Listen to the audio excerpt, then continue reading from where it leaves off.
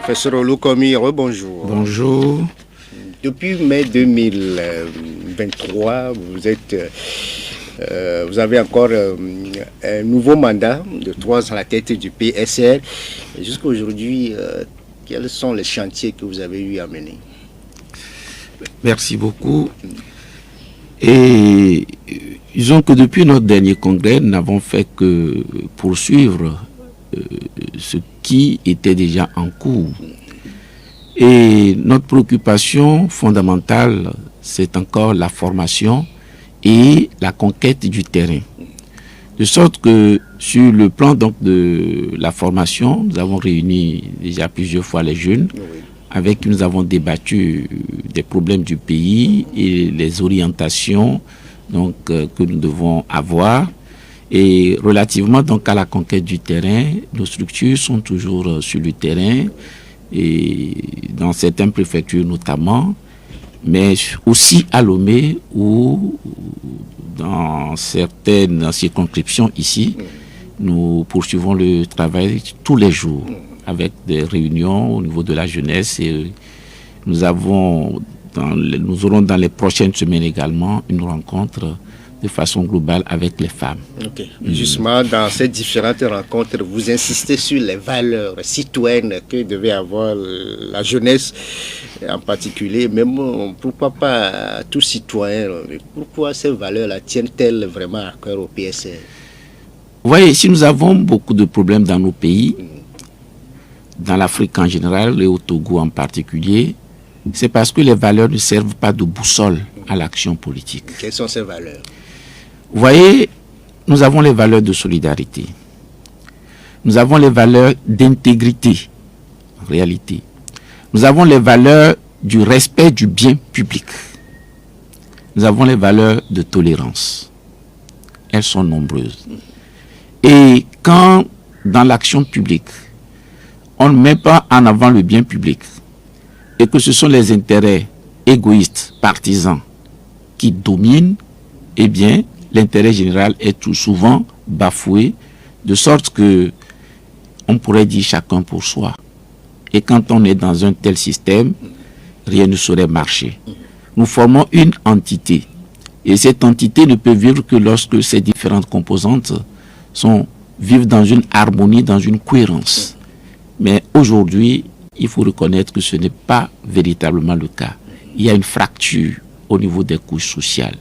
Aujourd'hui, quand on dit un recrutement, par exemple, la plupart des Togolais ou bien des candidats pensent que sans un appui, ils ne peuvent pas réussir. Oui. Cela voudrait dire que le travail... avoir le bras long. Exactement. Cela voudrait dire que le travail n'est plus une référence sociale dans notre vie. Et si le travail n'est plus une référence, nous courons ensemble un danger. Okay. Voilà. Justement, et vous y travaillez tous les jours. Vous avez porté le flambeau du PSR lors de la dernière présidentielle de février 2020. Aujourd'hui, vous participez à tout regroupement politique. Parfois, on vous a vu. Aujourd'hui, vous êtes aussi membre du CPC. Et le 5 et 6 juillet dernier, vous avez participé à la 10e et 11e session. La reprise du recensement électoral dans la zone numéro 1 était le principal sujet au menu. Professeur Olou, que retenir de la participation du PSR des 2 séances? Vous savez, je vous ai suivi ce matin les déclarations du CAR et les déclarations du président du CPC. Je crois que c'est surprenant. Si le recensement a été le point de l'ordre du jour le plus important, comment pourrait-on penser que la plupart des partis ne sont plus revenus sur cette question? À la deuxième journée, vous n'avez plus évoqué le sujet, selon le président. Mais il y avait un ordre du jour, en réalité pour le premier jour, et un ordre du jour pour le deuxième jour. Et nous n'avons que 2 jours pour débattre de ces questions. Et nous pensions qu'avec le débat qui a été, je dirais, enclenché le premier jour, et nous étions face à des gens qui ne voulaient pas en réalité comprendre les choses. Parce que tous les arguments qui nous ont été opposés, on peut les évoquer ici et se rendre compte que ce sont des arguments qui en réalité ne tiennent pas. Je prends le premier de ces arguments. On dit s'il y a eu encore des gens dans la queue le dernier jour ici, beaucoup une influence. Ce sont des gens qui ont été se sont déjà fait recenser et sont revenus encore puisqu'on a souvent des doublons. Mais si tel est le cas, recensez-les puisque la machine est en mesure de les détecter et de les supprimer. Et nous avons soutenu que dès lors que les gens sont arrivés dans le délai et qui n'ont pas été recensés, c'est une violation de leur droit fondamental. Donc, ils ont le droit de se faire recenser, ils sont venus, vous n'avez pas pu les recenser, eh bien, il faudrait continuer donc, le recensement. On nous a fait comprendre que le pourcentage obtenu à Lomé faisait déjà les 50%, ce qui ne correspond plus ou bien dépasse les références internationales. Nous leur avons expliqué si tel est le cas, cela voudrait dire que les précédents recensements étaient erronés. En réalité, c'est ça. Pour pouvoir faire une comparaison, pour dire qu'aujourd'hui, on est presque à 50% par rapport au recensement général. C'est parce que ce recensement, bon nombre n'avaient pas leur carte d'électeur. Est-ce qu'aujourd'hui, la conclusion n'est pas claire? Parce qu'en 2018, bon nombre ne s'est pas fait. Effectivement. Donc, et par rapport au dernier recensement également, sur le plan national, cela veut dire que ces recensements n'ont pas été bien effectués. Et on a des éléments parce que beaucoup de gens ont rejeté ceux qui étaient venus pour faire les recensements. Donc, cet engouement actuel est dû au fait qu'il y a peut-être un intérêt qui est attaché. Et donc, ce sont les vrais chiffres. Il faut en tenir compte. On nous a opposé aussi le principe d'égalité en disant que et si on ajoute quelques jours à Lomé, il faut ajouter quelques jours aussi deux jours ailleurs, dans les 3 jours. Qu'à cela ne tienne, qu'ils le fassent. Mais au-delà de cela, c'est quand même, cet argument est très spécieux de parler de l'égalité. C'est l'hypothèse d'un polygame qui achète un pagne de 3 mètres à ses 2 épouses, à ses 2 femmes. L'une d'entre elles, très grosse, a besoin de 2 mètres. L'autre, petite, a besoin d'1 mètre. Il dit pour principe d'égalité, je donne 1,50 m à chacun. Va se débrouiller. Ce qui voudrait dire que celle qui a qui est forte, elle ne pourra même plus coudre. Elle n'a plus le choix. Il faut que l'équité vienne corriger l'égalité arithmétique. Et je voudrais attirer l'attention des autorités. S'ils veulent se fonder sur ce principe d'égalité, j'espère qu'ils vont poursuivre ce principe d'égalité jusqu'à son terme, puisque l'article 5 de la Constitution togolaise parle du suffrage universel qui est égal et secret. Donc qu'ils aillent jusqu'à dire qu'un Togolais, une voix, de sorte à attribuer à Lomé le nombre de sièges qu'il lui faut dans le découpage électoral. Parce que quand on dit égalité, il faut pousser les choses jusqu'au bout.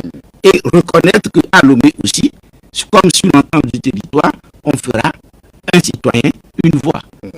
Donc c'est attirer leur attention sur le fait que l'équité doit venir corriger l'égalité arithmétique. Donc vous prenez le contre-pied de la déclaration du président du CPC, Paco Madjourou. Et c'est une évidence.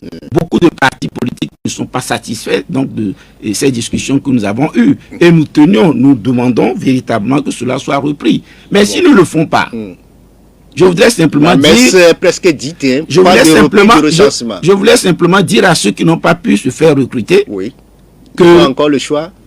Le moment viendra où on ouvrira encore les listes, ne serait-ce que pour les élections futures.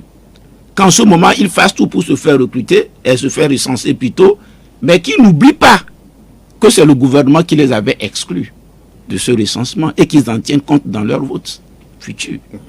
Voilà. La CENI, de son côté, continue l'appurement des fichiers électoraux. 91 000 doublons seraient découverts, ce qui signifie clairement que pas question de revenir en arrière sur la reprise du recensement électoral. Face à ce constat, professeur Oloun, aujourd'hui, qu'est-ce qu'il y a lieu de faire? Est-ce que vous avez une force au niveau de l'opposition?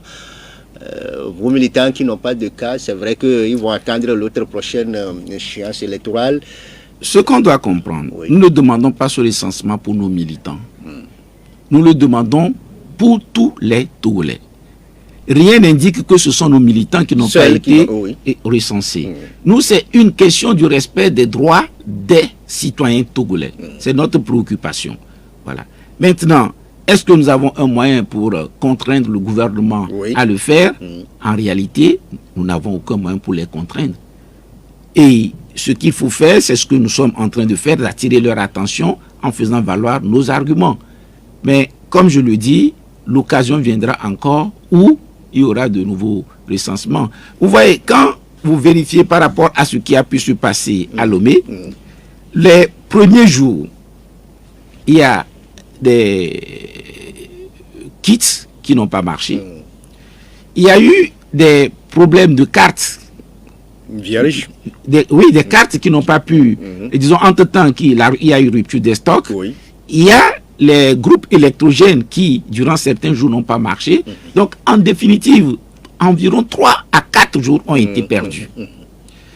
On nous fait comprendre qu'ailleurs également, les derniers jours, il y avait encore des gens dans la queue. Pourtant, les agents qui sont sur le terrain ont relevé qu'il n'y avait plus, qu'on n'a pas eu les mêmes problèmes dans les zones 2 et 3. Oui. Mais si le gouvernement soutient qu'il y a eu les mêmes problèmes dans les zones 2 et 3, cela signifie qu'ils n'ont pas tiré les enseignements de la première zone. Donc, ils sont coupables dans tous les cas.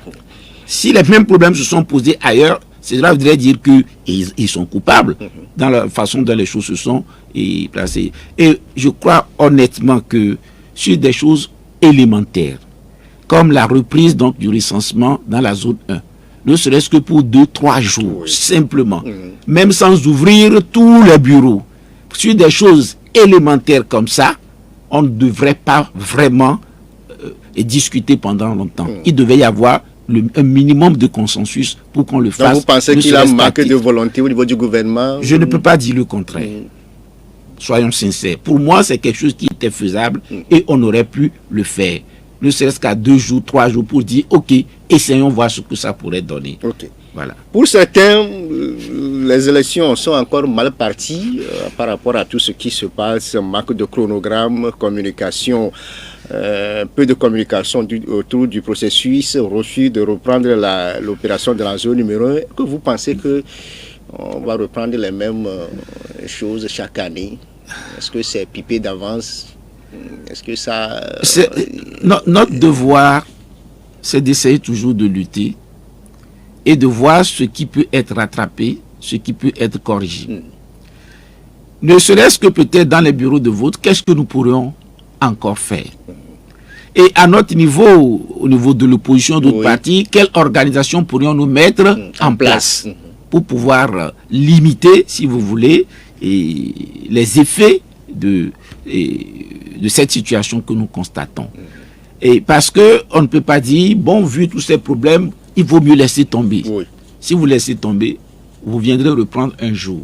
Et vous reprendrez peut-être pas au même niveau, vous allez encore reculer. C'est ce que nous avons constaté jusqu'à présent. Donc autant nous souder les coudes, travailler, continuer pouvoir limiter ce qu'on peut limiter, et dans l'espérance que ça va changer un jour. Voilà. Le PSR est au niveau de la CENI, je crois. Et effectivement. Vous avez souvent les rapports de cette institution. Notre représentant nous fait le point régulièrement. Et il y a des informations que je tiens effectivement de lui. Et certains partis politiques de l'opposition ont même attesté que notre représentant à la CENI discute souvent avec eux et leur fait le point. Et donc, nous ne sommes pas du tout coupés de notre représentant qui nous fait régulièrement les points. Okay. Oui. Est-ce qu'il dit que ces élections auront lieu cette année par rapport à certaines indiscrétions? C'est peut-être au premier trimestre de l'année 2024. Il est tôt pour le dire, mais selon certaines positions aussi, il est possible qu'on puisse le faire au mois de décembre de l'année en cours. Donc décembre, premier trimestre de l'année prochaine, c'est pratiquement les mêmes. Voilà. Donc, mais malgré tout, le PSR se prépare, mobilise sa base pour ces élections à venir, législatives et puis les régionales. Au sorti de votre dernier congrès, apparemment, c'est comme si la base est déjà mobilisée. Oui, la mobilisation est une question de tous les jours. La base est mobilisée, c'est vrai, mais c'est toujours insuffisant. Et nous appelons encore beaucoup d'autres personnes à se joindre à nous. Parce que plus nous serons nombreux, plus nous ferons triompher nos valeurs. Et c'est un défi pour nous, pour les prochaines élections. Il faut que nous soyons suffisamment représentés à l'Assemblée nationale. Et c'est ce qui nous permettra donc de défendre ces valeurs, parce que les lois y seront faites. et de réels débats, parfois des enquêtes parlementaires, et nous ne disons pas que nous changerons les choses de façon radicale, mais nous pensons que notre contribution véritablement au débat et permettra de faire avancer notre pays. Et je crois pour cette raison, et nous souhaitons vraiment que cette mobilisation en faveur de nos idées soit très importante pour que nous puissions avancer. Dans les différents états-majors, il se murmure qu'il y a des rencontres peut-être pour des coalitions électorales, pour des regroupements. Est-ce qu'au niveau du PSR, vous avez été invité à ce genre de rencontres? Parce qu'on vous a vu que vous avez participé à beaucoup de regroupements. Est-ce que le PSR ira à ces élections seul ou dans un regroupement quelconque? Ici encore, il est prématuré de le dire. Je pourrais simplement vous dire qu'il y a des concertations qui sont en cours. Et certaines concertations que vous voyez peut-être sur les médias et d'autres encore peut-être plus discrètes, mais aussi sérieuses, qui sont en cours. Donc tout dépendra de l'évolution de ces discussions. Il est souhaitable que nous puissions faire des regroupements, mais s'il s'agit des regroupements qui finalement vont vous conduire à des déchirements, je crois qu'il faudrait l'éviter. Et donc il faut bien poser les bases. Et aujourd'hui, il y a des discussions avec certaines formations et ce n'est pas public, mais si ça aboutit, si nous aboutissons à des conclusions satisfaisantes, nous irons avec ces formations politiques. À défaut, le PSR se débrouillera seul. Mais notre souhait, c'est que nous puissions le faire ensemble. Oui. Mais par rapport à l'opinion nationale, il faudrait aller ensemble. Il faudrait aller en coalition, en regroupement, pour ne pas encore perdre des plumes. Vous savez, c'est plus facile à dire qu'à faire, en réalité. En tant qu'acteurs, nous connaissons les problèmes qui se posent au sein des formations politiques, les problèmes qui se posent entre les formations politiques. Et vous avez vu la plupart du temps ces coalitions qui sont mises en place qui finissent à queue de poisson. L'actualité nous donne encore nous donne encore raison. C'est justement pour cette raison que si nous devons aller, il faudrait qu'on puisse bien discuter, trouver les bases et pour que ce soit des bases solides et pérennes pour qu'on n'aboutisse pas encore à des difficultés. Ok. L'autre sujet de cet entretien, c'est ce problème au niveau de la faculté de droit de l'Université de Lomé, ce bras de fer entre le professeur Adjita Kaoti Chansidine et le professeur Olou, professeur Komadou Dikokoropo, président de l'Université de Lomé. Professeur Olou, vous avez dirigé ce département, c'est après vous que le professeur Adjita est venu. Dans cette affaire, on a écouté un audio de votre part, environ 8 minutes, vous avez relevé beaucoup de dysfonctionnements et le résumé, c'est qu'il y a une mauvaise gouvernance actuellement à l'Université de Lomé. Oui, et je crois que le constat est largement partagé par beaucoup de collègues et par les étudiants également. Et je n'ai fait que dire ce qui se passe sur l'université, la gouvernance pose problème. Seulement, et vous avez vu, le doyen de la faculté de droit devait être traduit devant un conseil de discipline qui finalement a été reporté. Et selon la note du président, dans le sens de l'apaisement. Et sur ce angle, je dirais que puisque pour l'apaisement, nous espérons donc que cette logique d'apaisement va se poursuivre, de sorte que au niveau même de la gouvernance aussi, les choses soient revues. De toute évidence, c'est pour ça je ne compte plus, ou bien je ne voudrais pas trop revenir sur ces dysfonctionnements, cette mauvaise gouvernance, mais aller plutôt vers le sens de l'apaisement, si ils sont sincères sur leur démarche. Deuxième élément que je voudrais profiter pour dire, c'est que les réseaux sociaux ne devraient pas être un moyen d'expression pour nous lorsque nous avons des problèmes à l'université. Mais il faut comprendre que c'est lorsqu'on n'a plus d'autres solutions qu'on est obligé de recourir à ces moyens d'expression. La preuve, je vais vous dire, il y a quelques années, où nous avons eu aussi un bras de fer avec le président de l'université, en tout cas les autorités universitaires, parce que les collègues de la faculté devaient aller au CAMES. On était à 9 jours de la clôture officielle. Mais les autorités universitaires disaient qu'ils sont arrivés trop tardivement, refusent de d'étudier leur dossier. Et c'est devenu un problème entre eux et moi.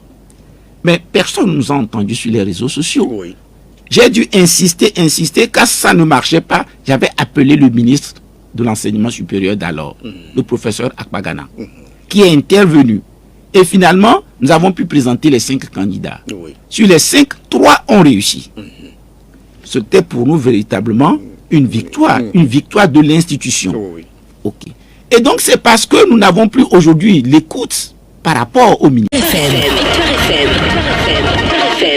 Odi Atu retourne en studio avec notre invité, le secrétaire national du PSR, pas sur le renouveau, professeur Olou, comme il est également professeur agrégé de droit. Nous sommes sur ce problème, mais comme l'esprit d'apaisement a visité les 2 camps. Aujourd'hui, à l'Université de Lomé, faculté de droit, entre le doyen de cette faculté, professeur Adjita Kronti Chamsidine, et le président de l'Université de Lomé, comme l'a dit Kokoroko. Au départ, on a appris que le professeur Adjita a porté à l'attention du chef de l'État une pétition de 160 enseignants supérieurs des universités publiques de Lomé, de Kara. Professeur Olukomi, qu'est-ce qu'on reproche réellement à professeur Adjita dans cette affaire? Et j'avoue que moi-même, je ne sais pas ce qu'on pourrait lui reprocher. Dans la lettre du ministre, on lui reproche d'appeler à l'insurrection. Alors qu'en réalité, je ne vois pas ce qui pourrait être considéré comme une insurrection. Et que, vu sa qualité de doyen, il aurait dû faire preuve de réserve. Or, les doyens sont là aussi pour défendre la communauté universitaire. Et il n'a pas appelé au soulèvement.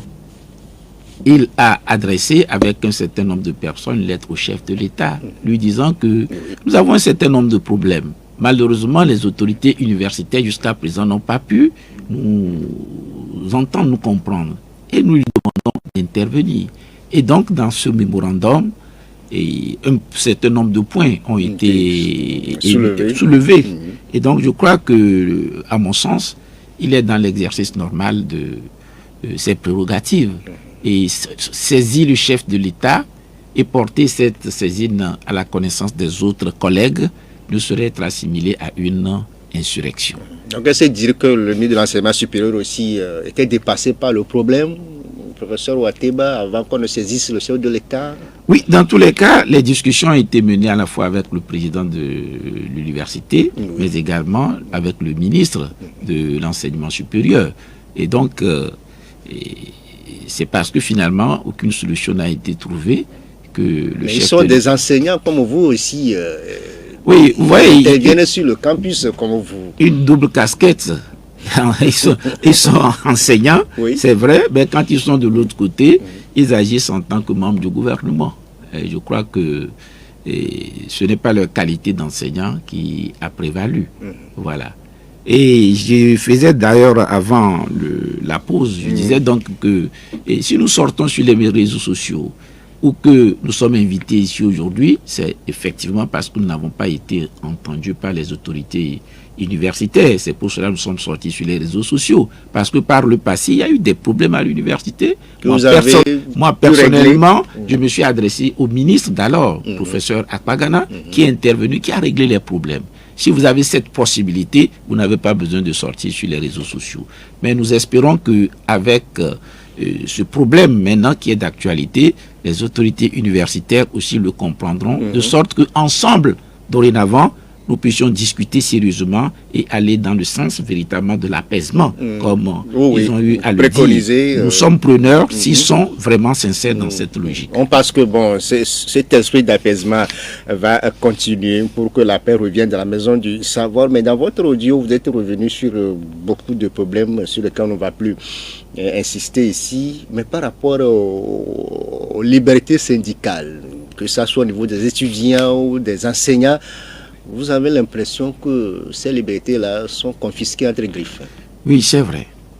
Vous voyez, la liberté syndicale est une liberté fondamentale. Regardez les syndicats, du moins l'un d'entre eux, même pour faire des réunions à l'université, s'ils demandent qu'on mette à sa place des locaux, ils n'en ont même pas accès. Pour des professeurs d'université. Et le premier responsable du syndicat, le collègue, à titre punitif, a été muté sur Atakpami. Punitif ou bien partout besoin se fera sentir. Ce n'est pas ça. Les contextes, les circonstances, la concomitance entre les revendications, les courriers qu'ils ont échangés et l'affectation qui a été faite, et avec réduction même de salaire, indique de toute évidence qu'il s'agit d'une mesure punitive. Parce que il a pris des positions sur le plan syndical. Vous voyez qu'on ne peut pas accepter de telles situations. Et aujourd'hui, je crois, nous invitons effectivement le gouvernement, même si le collègue accepte cette mutation et le fait, il faudrait que, dans les meilleurs délais, qu'il puisse véritablement résoudre ce problème aussi. On est tous ensemble dans cette logique de l'apaisement. Et donc, ce n'est pas la première fois que des mesures de rétorsion ont été prises contre des enseignants qui ont pris position sur un certain nombre de questions. Or, nous avons la liberté d'opinion, nous avons la liberté syndicale, qui sont des droits fondamentaux. Il faudrait qu'on puisse laisser les gens s'exprimer dans le respect de la légalité. C'est vrai autant pour les étudiants que pour les enseignants. Et quand vous avez cette possibilité et que c'est encadré, eh bien, il n'y a aucune raison que vous allez dans une confrontation. Nous sommes d'accord. Et donc, mais on note une accalmie sur le campus avec l'arrivée du professeur Dodi Kokoroko, pas de mouvement étudiantin. Il a changé un peu la physionomie de ce temple du savoir, mais c'est quand même des actions à saluer. La physionomie de l'université a été changée. Et ce sont des choses visibles et que l'on ne peut pas contester. Mais l'on ne vit pas simplement du pain. Mais il y a l'aspect spirituel, que j'aurais dit l'aspect intellectuel, et pour nous humains, l'aspect de liberté qui est également en cause. Et le respect de ceux à qui sont destinés, donc si vous voulez, ces infrastructures. Donc le respect des étudiants, le respect des enseignants, afin que nous puissions ensemble travailler dans de meilleures conditions. Personne ne peut nier le fait qu'il y a eu des réalisations sur le campus, c'est vrai, mais sur le plan de la gouvernance, sur le plan humain et sur le plan du respect mutuel, sur le plan des libertés, il y a un réel recul. Okay. Voilà. 92 02 80 63 99 70 70 90. Vos questions à présent pour l'invité du jour, professeur Oulou Komi, le numéro 1 du PSR. Le premier intervenant, c'est M. Pelé. Pelé, bonjour. Oui, bonjour. Bonjour. Professeur, bonjour. Bonjour, M. Pelé. Okay. Bon, je pense que concernant le CPC, que vous adorez très bien par rapport à ce qui s'est passé à la Sénat et au CPC jusqu'à la CENI, quel rapport de force que vous avez avant d'y aller là-bas? Est-ce que vous ne voyez pas aujourd'hui que le RPP n'a pas d'amis, n'a pas d'ennemis, et qu'il vous a dupé pour aller à ce CPC, bien CPDC, tout ce que vous avez fait là-bas aujourd'hui, quelles sont les retombées sur les prochaines élections qui est devant nous? Ok. Merci beaucoup à vous, Pelé. 92 02 80 63 99 70 70 90. Auditeur, bonjour. Bonjour. Bonjour. Bonjour, professeur. Bonjour. À qui est honneur? Monsieur David, allez-y, David. Professeur, Oui, monsieur David. qu'est-ce qui vous empêche d'aller directement chez le chef de l'État pour établir la solution de la TNI? Parce que pour moi, ce qu'on peut le faire au Sénat là-bas, c'est un côté dilatoire. Bon, déjà question. À propos des tâches, et le Sénat, cela raconte des partis politiques. Est-ce que M. Pagoum a bien envie vient chercher à la thérapie? Merci, bonne émission. Bonne journée aussi à vous. Derrière vous, c'est Madame Essi. Bonjour, Madame. Bon, moi, qu'est-ce que je comprends dans tout ça là, au Togo? On veut nous dire que la Constitution est fausse. C'est-à-dire, c'est un mensonge. La CENI, tout ça là, c'est des mensonges, quoi. Sinon, avec la Constitution, il n'y a pas besoin de CPD, ou je sais pas quoi, SCAC, machin. Non, il n'y a pas besoin de tout ça qui nous perd le temps et nous ruine, quoi. Il faut avancer. Les gens refusent d'interner après 60 ans. C'est pas normal. Personne ne porte plainte. Pour revenir à M. Kokoroko, Donc, dès qu'on donne un temps de responsabilité aux gens, ça règne, ça vous prime, hein, comme le régime qui est là depuis 60 ans. Ça accumule des postes et puis ça nous prend pour des caves. Sinon, les enseignants ont réclamé leur droit d'être aussi grassement payés parce qu'ils font le plus gros du boulot, quoi. Ok. On les a, le ministre les a foutus en tôle, il les a licenciés, les élèves et tout le reste. Pourquoi personne ne porte plainte? Il faut commencer par porter plainte maintenant. Ok. Merci beaucoup à vous, madame, messieurs. Bonne journée. C'est fini pour les réactions téléphoniques, professeur Olou. Pour monsieur Pelé, c'est vrai que le PSR aime vraiment le cadre de discussion, les regroupements, on vient de le dire. Mais lui, il parle, est-ce que réellement, qu'est-ce qu'on peut retenir, les retombées de ce cadre-là pour le prochain scrutin? Est-ce que ce n'est pas réellement un marché de dupes? Uni n'a pas d'amis. Ils ne sont pas allés au CPC parce que nous sommes amis depuis plusieurs décennies. On est confrontés à des difficultés. En mesure de faire une... Oui, nous qui allons discuter, nous disons qu'il y a des choses que nous pourrons obtenir, de changer les choses de façon radicale, instantanément. Nous sommes preneurs. Ils n'ont qu'à le faire. Okay. D'accord. Dans certaines modifications même du code. Du CPC. Oui, mais il y a des choses qui ont été... le problème qui s'était posé, et on estime que, disons, dans le code, nous avons dit. Donc, ce sont des discussions. Bon, c'est leur choix. Okay. Le statut du président actuel du CPC. Certains d'entre nous ont déjà évoqué cette hypothèse. Parce que l'hypothèse a été déjà évoquée dans la composition du CPC indépendant au Parlement.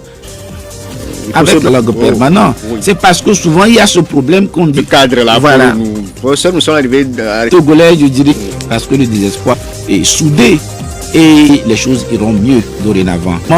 Bien représenté au niveau de la... Dans cette émission, merci à Ité Messa. C'est un jour spécial à l'apôtre Bethel, la radio Victoire FM passe par ma voix.